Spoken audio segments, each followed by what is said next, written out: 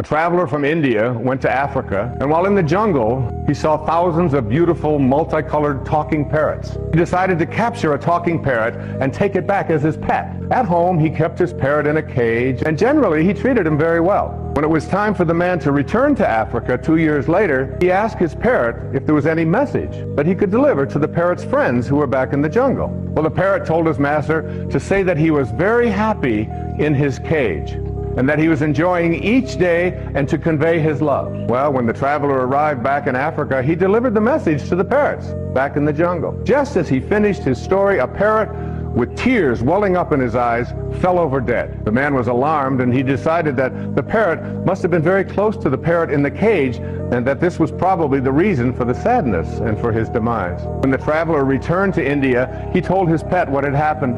As he finished his story, the pet parrot's eyes welled up with tears, and he kneeled over dead in his cage. The man was astounded, but he figured that his pet died from the despair of hearing of the death of his close friend back in the jungle. The trader opened up the cage and tossed the dead bird outside onto the trash heap. Immediately, pet parrot flew up to a branch on the tree outside. The trader said to him, "So you're not dead after all. Why did you do that? You tricked me." And the parrot responded, "Because that bird back in Africa sent me a very important message." What was the message? The trader wanted to know. He told me that if you want to escape from your cage, you must die while you're alive.